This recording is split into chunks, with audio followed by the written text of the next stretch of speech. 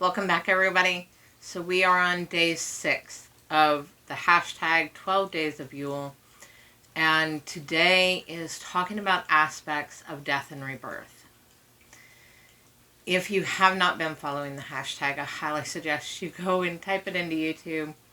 It'll show you all the creators that are participating and sharing their own personal practices and traditions and perspectives. And a lot of them are newer creators and smaller creators. And it's been really fantastic to see this community, because they're people that I generally wouldn't have seen on YouTube or wouldn't have found. And I'm personally finding some amazing people that I'm starting to get to know. And that's a really cool experience.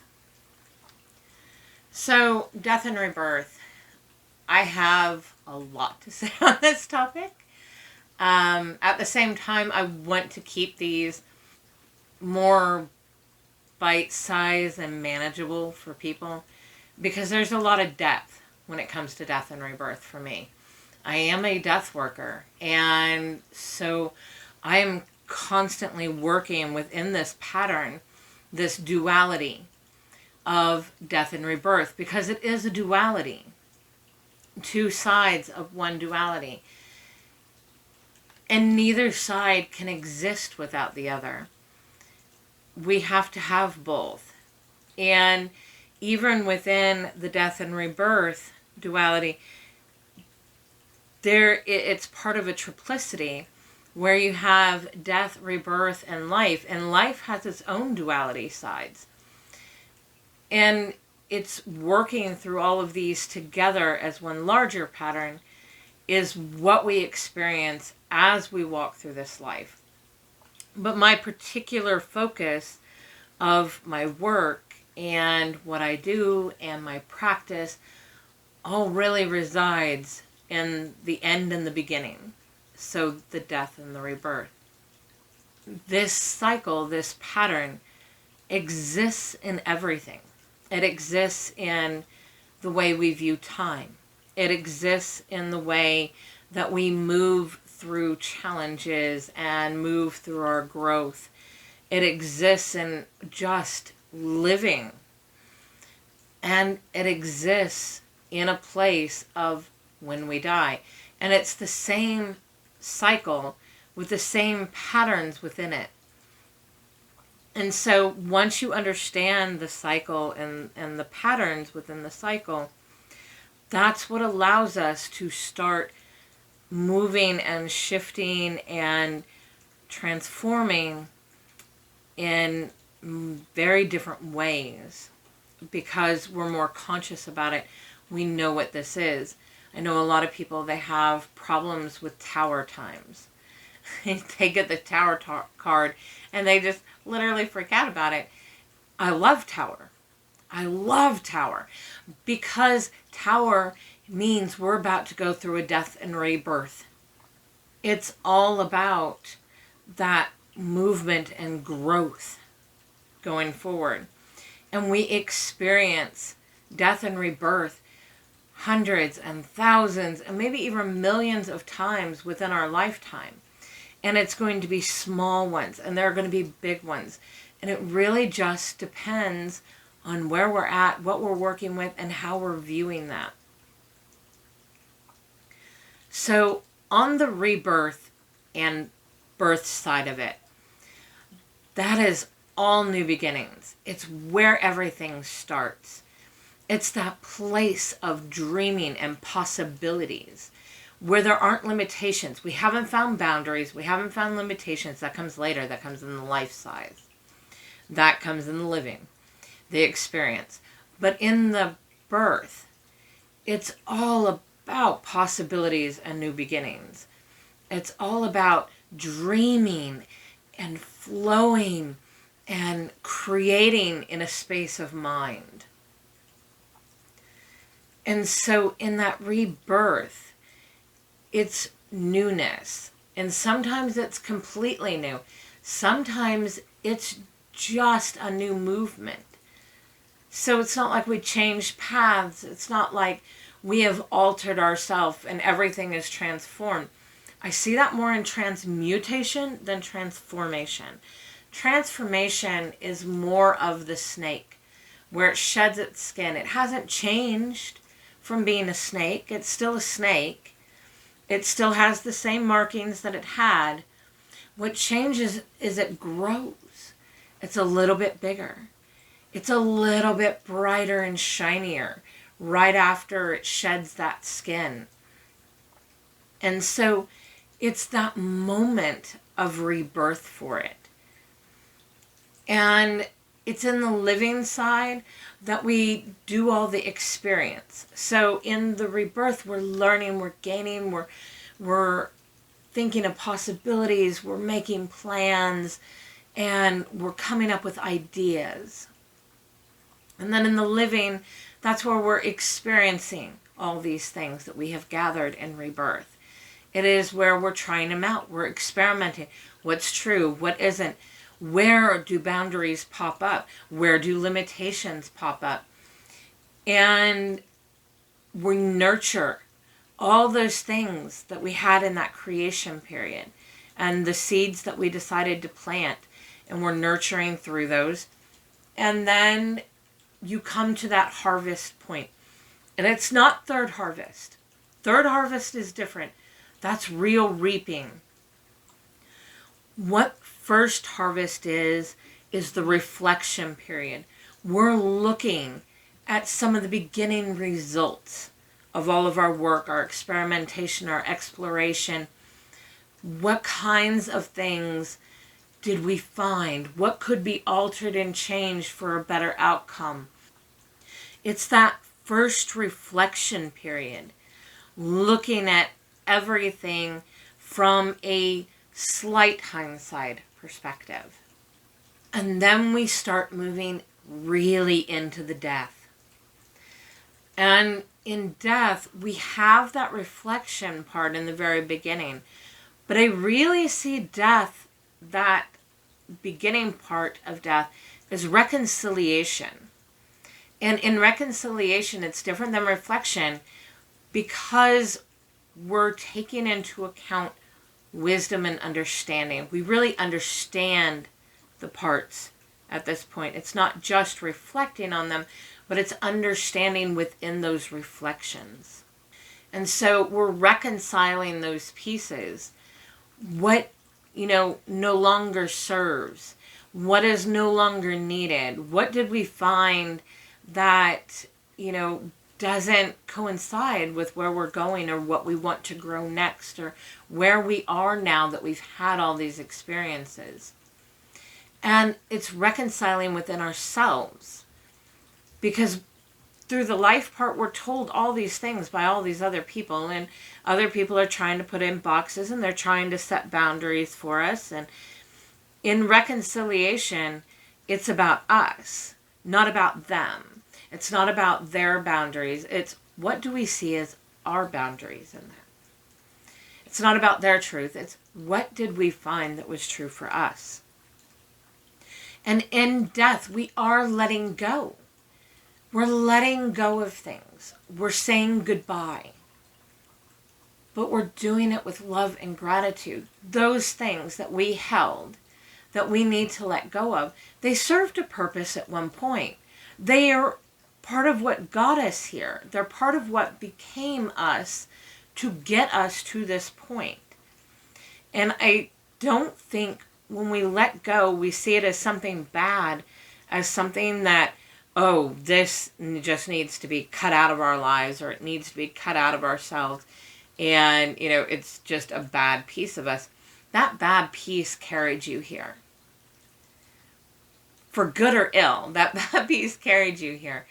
And so I find personally, and the way that I teach is letting go with love and compassion. It doesn't serve us now.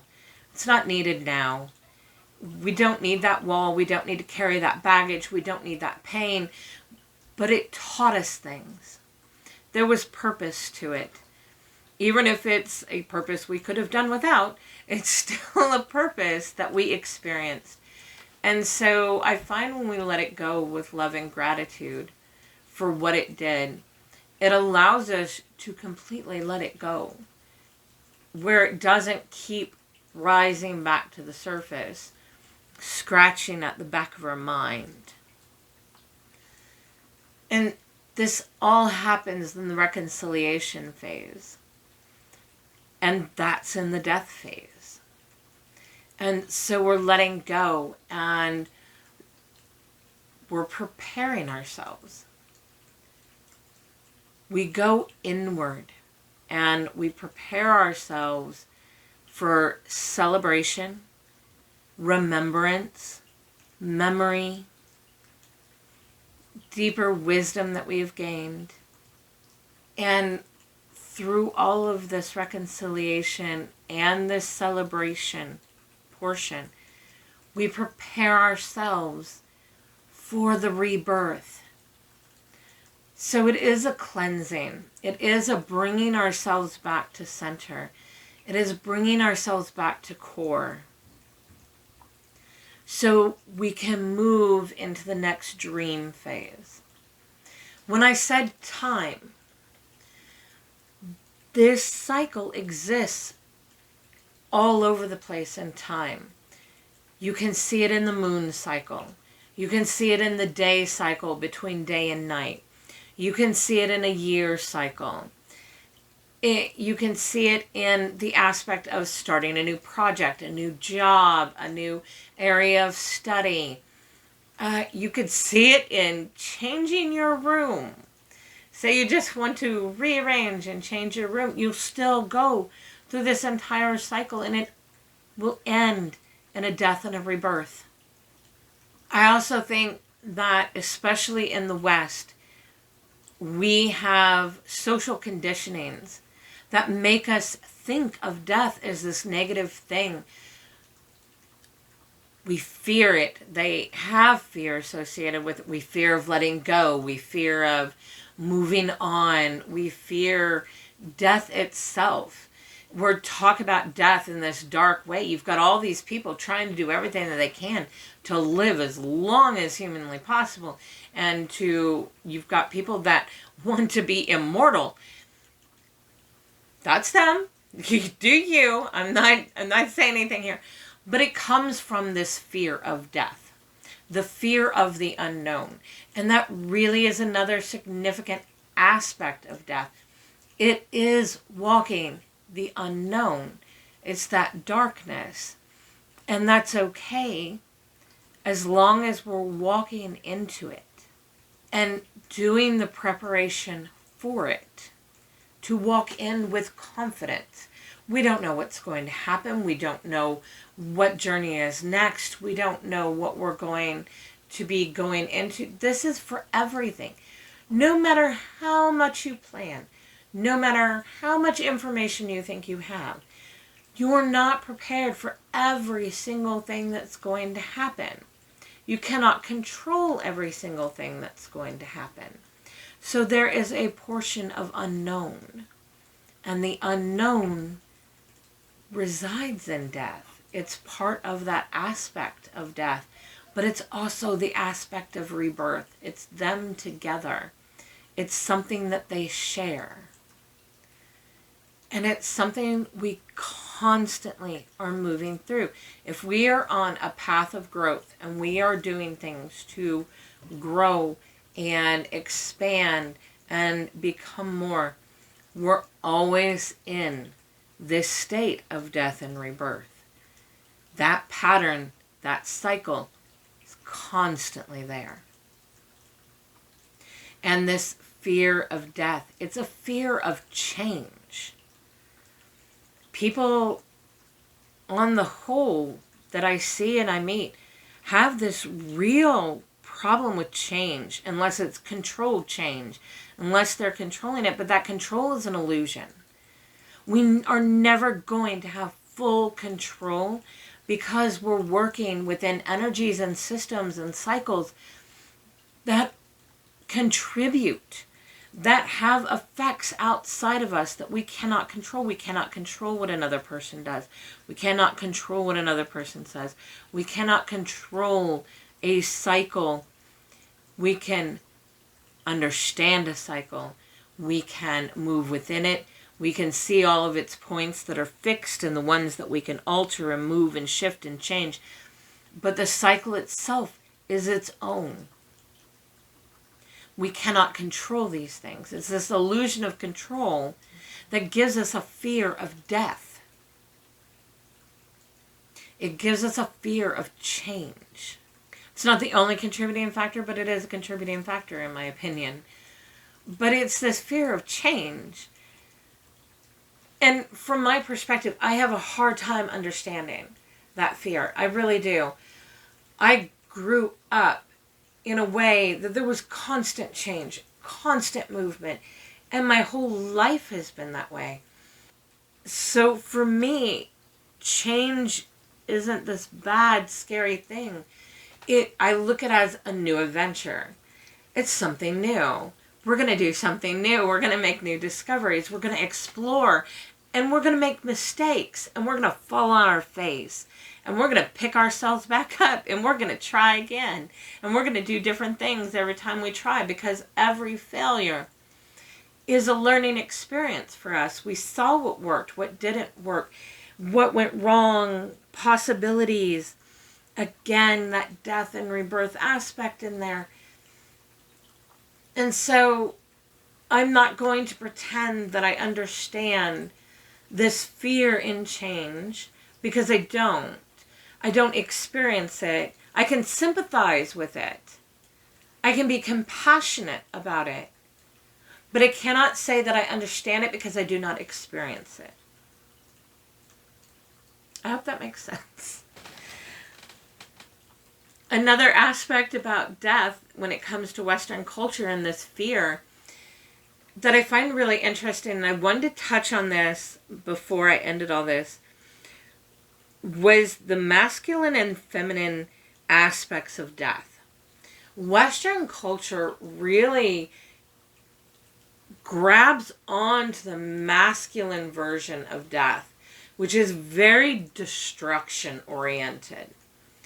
And it's very final. And so when we look at all these icons for death in the West, the majority, and I'm not going to say all, but the majority and the most common ones we see are male figures. It's the male version of the Grim Reaper. It's the male version of death. It's the male versions of horsemen. No matter what religion or tradition, on the whole, the male aspect of death is really the one that we see most often and the one portrayed most often. And I think it feeds that fear because that part of death, that aspect of death is that destruction. It is that destructive final type of death, which isn't bad. We need that. Okay, I'm not saying that both are there. Your masculine and feminine are there. Both together. Again, another duality, two sides, both exist. They exist within me, they exist within you, they exist within everything. It's an energy. We're not talking about gender, we're talking energy. And so when we portray death as a more masculine, we feed into that fear, we feed into that finite, we feed into that destructive kind of energy, and that creates this death is bad. Death is something we need to try and avoid. Death is something that we need to distance ourselves from. And we've done a really good job culturally about all of that. And I think it has caused a lot of issues.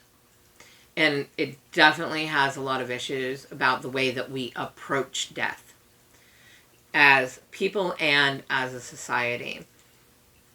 That has caused a lot of damage.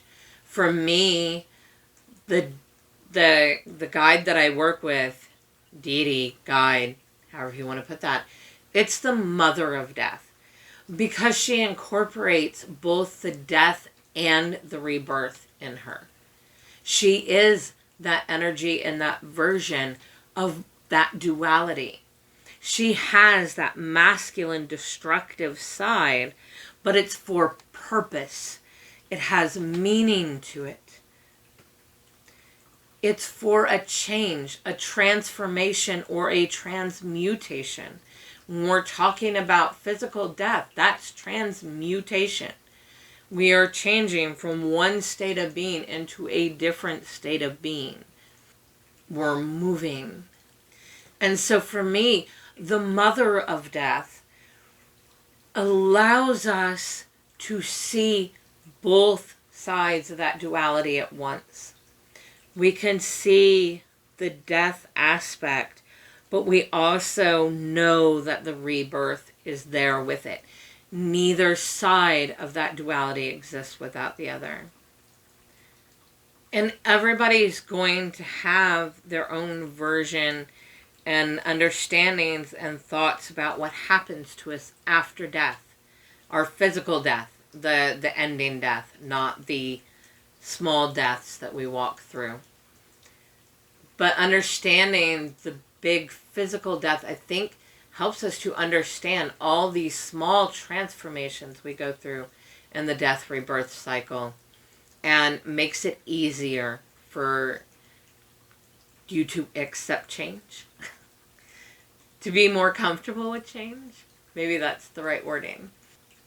What I have been shown by my guides, what I have experienced, what my ancestors have told me, how I see all of this and how I experience it with ancestors, ancestral soul, other spirits that I work with and encounter, the mother of death herself, and that pattern and duality of death and rebirth. When we die, our energy, which is our soul, the energy within us, leaves the body. That's a scientific fact. I have sat with hundreds of people as a death doula and have watched this. There is this massive shift that happens at that singular moment of death of the body. And there is a separation, and you can see it. You physically can see it in their eyes, in their face, in their skin, when the soul moves out of the body. We have different parts of the soul. It has only been through Christianity that we have come as a society to think of the soul as one singular thing that does not have different aspects to it. It's just one thing. But all before then, we understood we had all these different parts of soul. And the two most important parts that I feel that I focus on is the self soul. And when I die, that soul becomes like a hologram. It's a memory. It holds everything I know in this life, everything I've experienced in this life, but it really doesn't know a whole lot about after.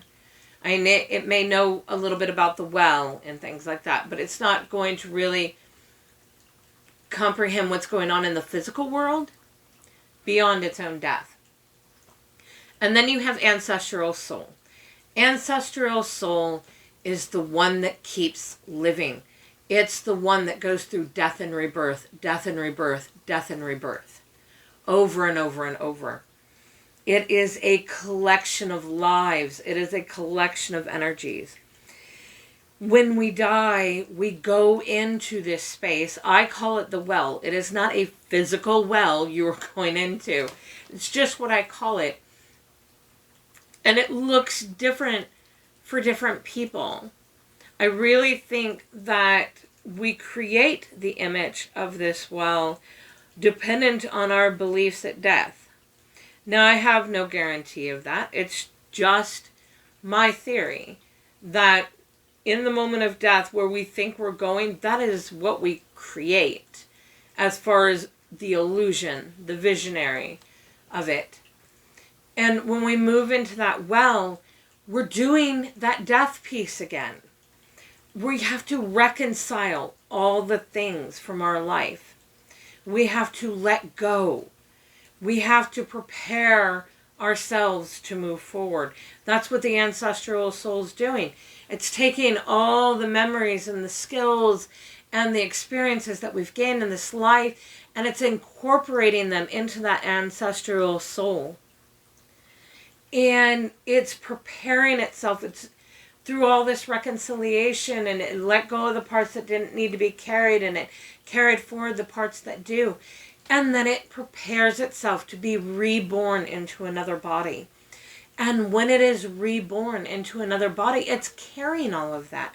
Not just from the last previous life, but its entire line of lives and experiences and skills.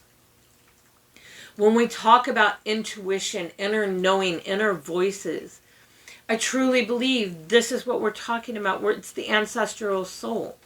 It's the ancestral soul that is guiding us and showing us and giving us experience. And it's carrying skills. So the things that we naturally have ability for or aptitude for, most likely these were things that were heavy within our ancestral soul that we're carrying. And there's science. There's science when we talk about genetic memory carried in the DNA. And then you have the water memory of water. All of these things combine and give us some scientific basis of ancestral soul. And the deeper we go in ancestral soul and we start to really tap those parts of us, starting to pull out those memories, really digging into those skills and listening to the echoes of all those voices, we carry all of them in us. Now, granted, we have self-soul that also is part of that intuition. It's the senses. Our senses set off signals for us for danger and pleasure and, joy and, all these different emotions and aspects and how we experience this world. So that is part of intuition, but your ancestral soul is part of intuition as well. And I really think when we talk inner knowing, we dive really deep into ancestral soul. And my experience personally is a lot of the guides that I have connected with, the ones that I have worked with deeply, like the Morrigan, Hell, the Mother of Death, these were all ones that I had people in my ancestral soul that were connected with. They told stories about them and their interactions and their work, which is really cool. And so that's a personal experience. I don't know if that's going to be everybody's, but it's something that I'm consistently thinking about when it comes to all this. But it's that ancestral soul that is in that constant state of death and rebirth, and it's part of us. And we are going to become part of it. And we are going to be one of those voices for the next. So, death and rebirth is very large, but it's a very predictable cycle and pattern. There are points of it that I see as fated, and fated points I mean unchangeable. They are part of that cycle. They are what has to happen, and there's no altering it. And then we have all these destined points within it. These are all the areas where we can shift and change and move it to create different outcomes, to understand differently, to take a different path within it. So, yeah, that's kind of my Cliff Notes version of death and rebirth and how I look at it, how I see its pattern and its cycles, and what I primarily live and work in. I work in spirit. I work with spirits. I work with the dead. I work with ancestors. I work with patterns and cycles. And the death and the rebirth pattern is the one I am bound to. It is the one that I have dove into and accepted as my path and the way that I move. So hopefully something in all of this gave you some different perspectives, some different ideas to think about, maybe to experiment with or explore deeper in your own practices. Thank you for anybody that stayed through all of it. I look forward to looking at other people's videos today of how they view death and rebirth, and just how they're working within that pattern. I hope you all have a great rest of your day, and we'll see you tomorrow.